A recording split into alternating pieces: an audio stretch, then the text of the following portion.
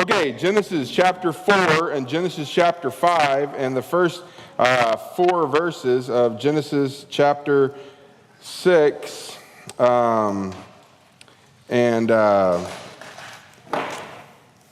We might not get to the first part of chapter 6 because whatever. Okay, here we go.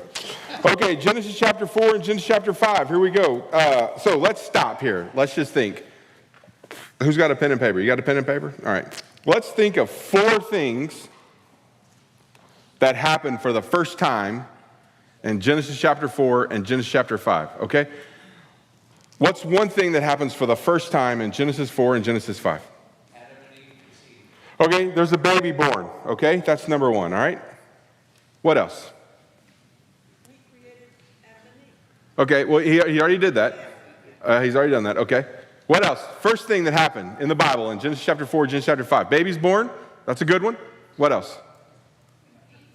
Yeah, what'd you say? There's a murder. Okay. That's 2. What else?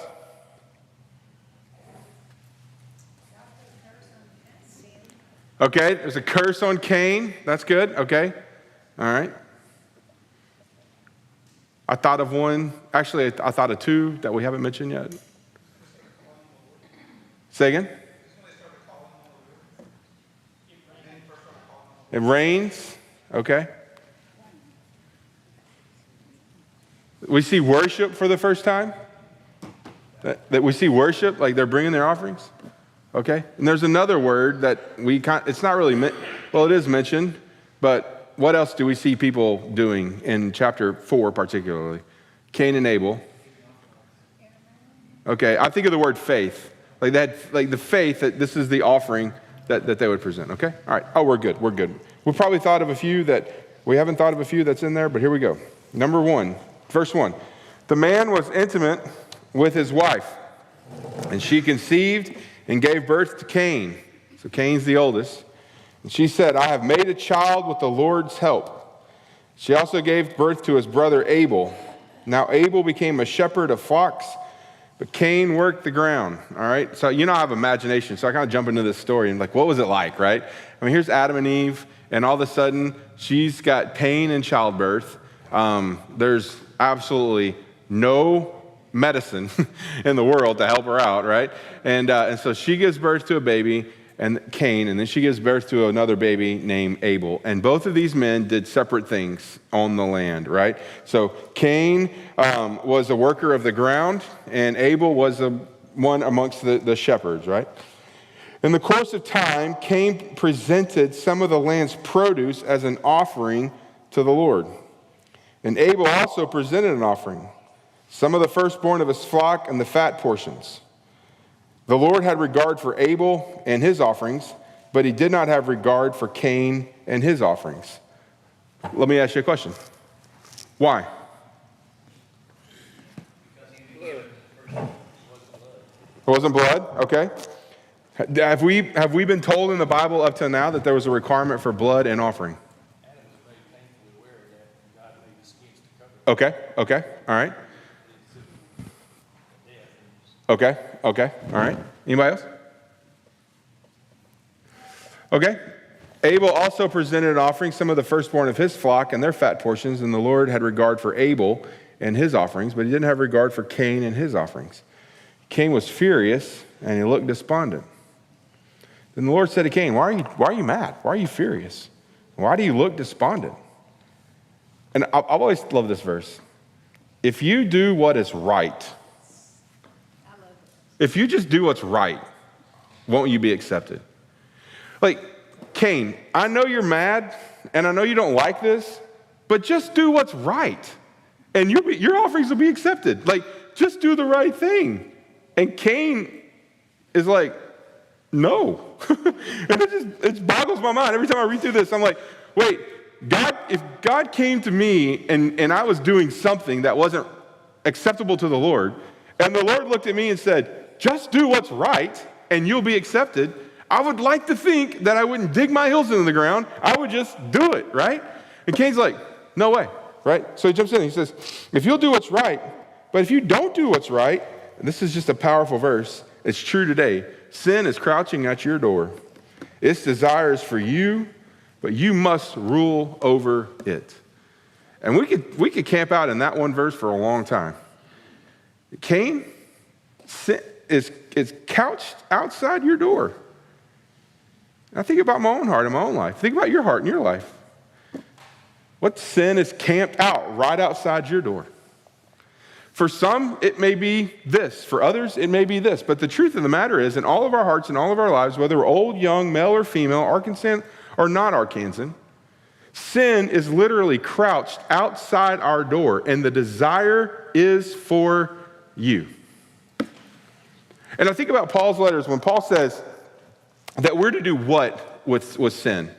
The sin things, and we're to put it to death, right? And I'm afraid that so many times in life, if we're not careful, we'll know that sin is crouching outside of our door, and instead of killing it, we water it. We just kind of flirt with it. And we walk by, and it's no big deal this day, and then we don't rid ourselves of it, and we don't deal with it. And so particularly during the 21 days of prayer and fasting and the 40 days of prayer, it has become a time in my life where God is like, this sin is crouching at your door. And you're like, oh, I didn't know that sin was there. So you address the sin, and you deal with that sin, and then you deal with that sin. And then I realized this, that sins is the desire of Satan to sin is me. It's you. It's you. Paul says we do not wrestle against flesh and blood, but against the principalities and rulers of the darkness of this world. We're in a spiritual battle of our hearts. Cain said to his brother Abel, let's go out to the field. While they were in the field, Cain attacked his brother Abel and killed him. You know how I always remember Cain killed? Cain killed, CC. That's all I remember when I was a kid. Cain killed, Abel died. Then the Lord said to Cain, where is your brother Abel? And I close my eyes and I can just hear Cain. I don't know. He replied, am I my brother's guardian? I think about my house.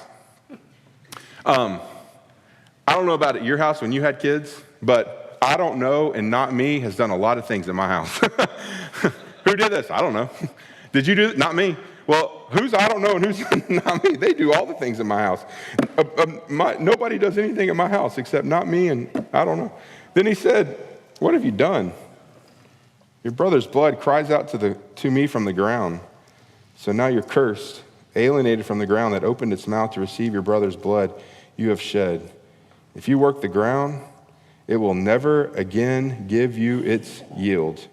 You will be a restless wanderer on the earth. But Cain answered the Lord, my punishment's too great to bear. Since you're banishing me today from the face of the earth, I must hide from your presence and become a restless wanderer on earth. Whoever finds me is going to kill me. The Lord replied to him, in that case, whoever kills Cain will suffer vengeance 7 times over.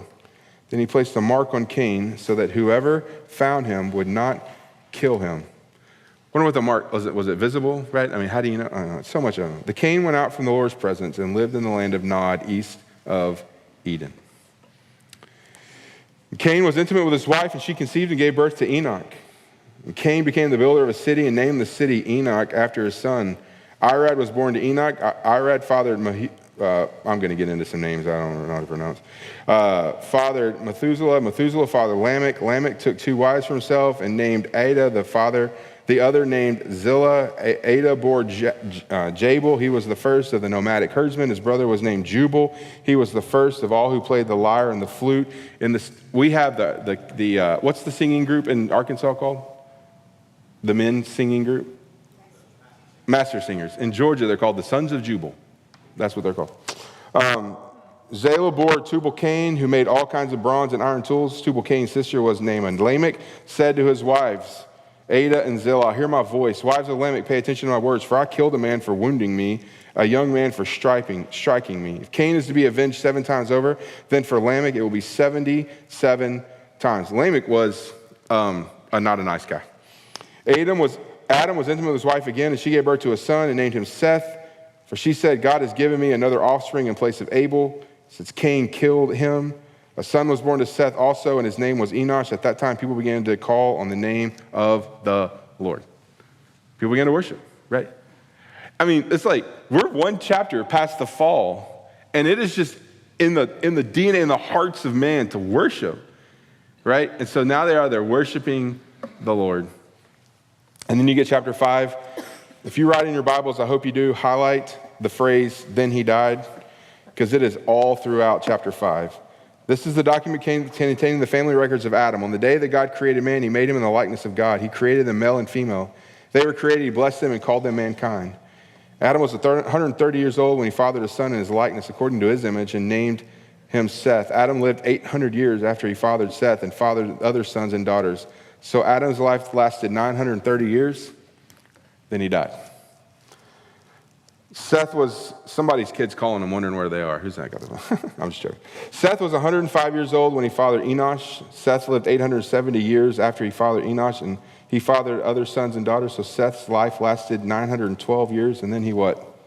Died. Enosh was 90 years old when he fathered Kenan. Enosh lived 815 years after he fathered Kenan, and he fathered other sons and daughters. So Enosh's life lasted 905 years.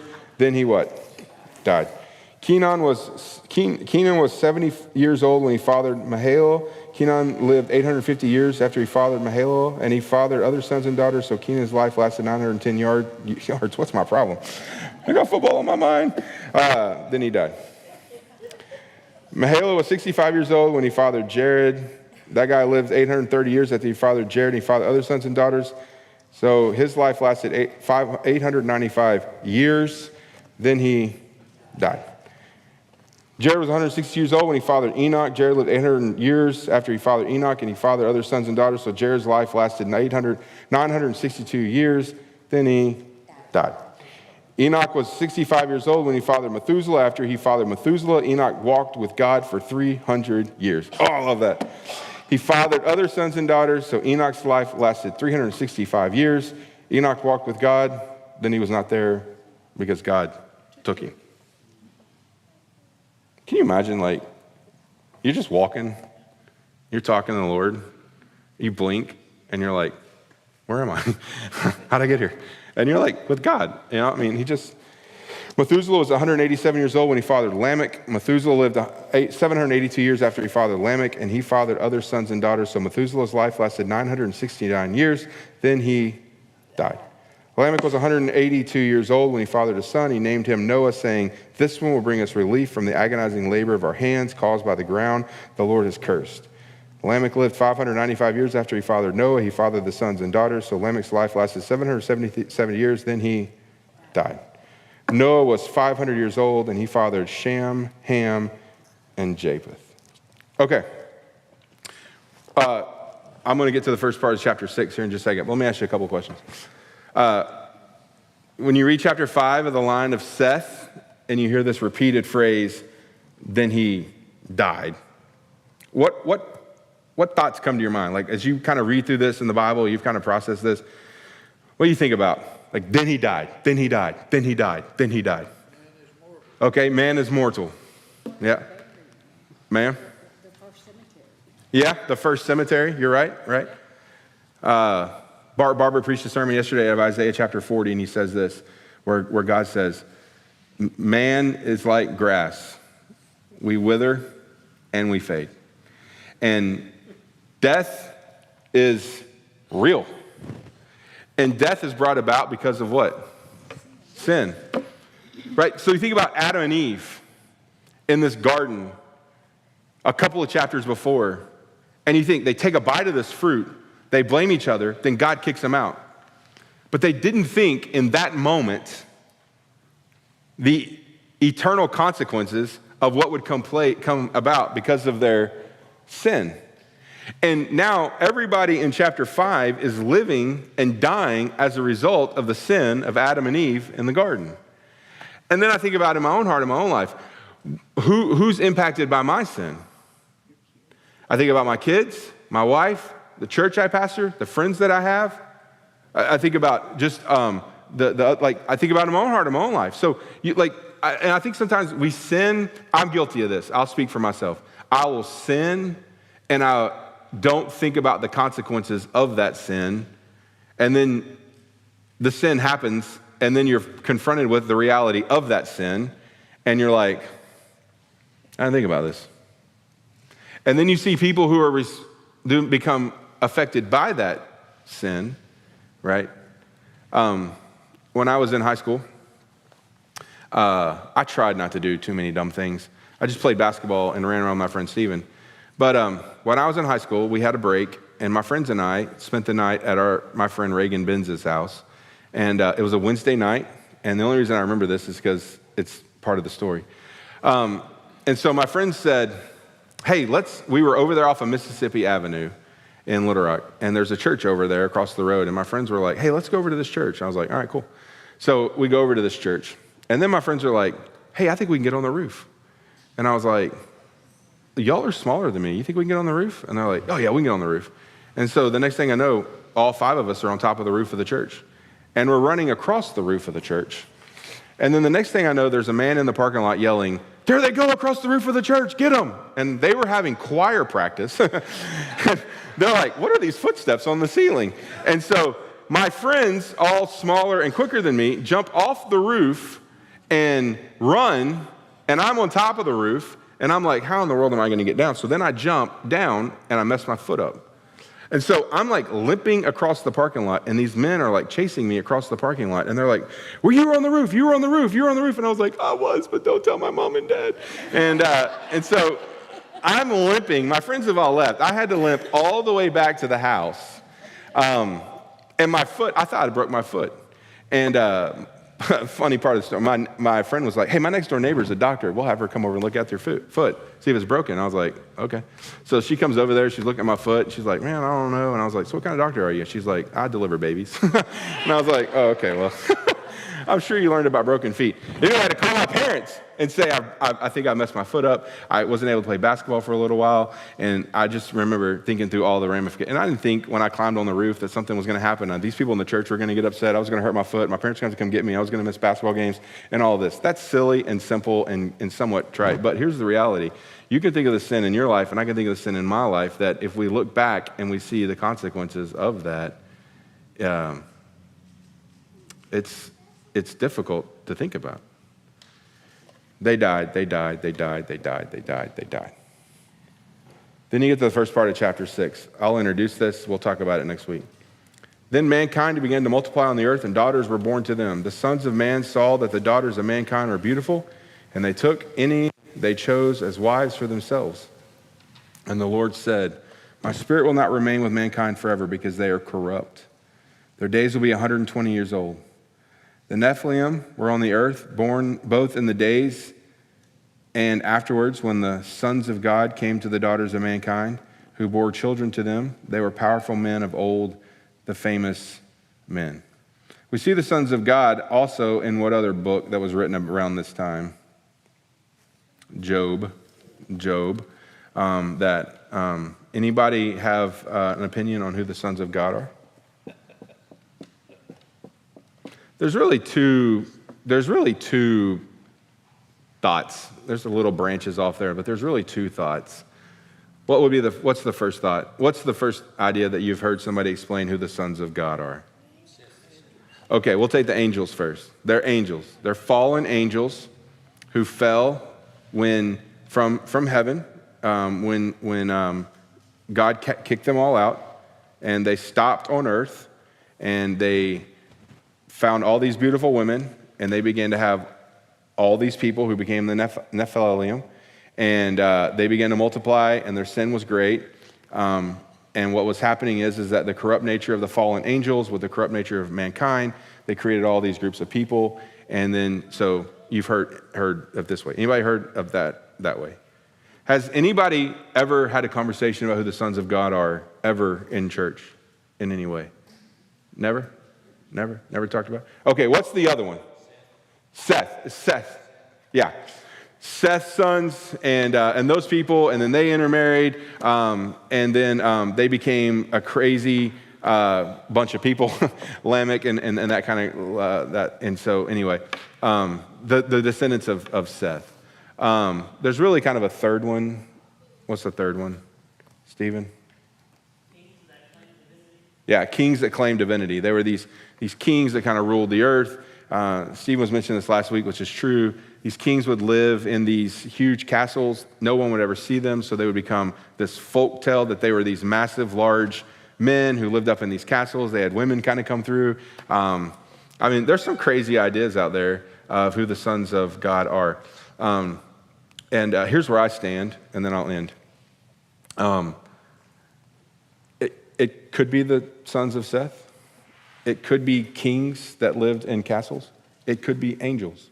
I'm okay with not knowing because my relationship with Jesus is not affected where I believe in which one I stand. So I'm not trying to kick the can down the road, but if you need it to be angels, then I'm okay with that. If you need it to be the sons of Seth, I'm okay with that. If you need it to be kings or whatever, I'm okay with that.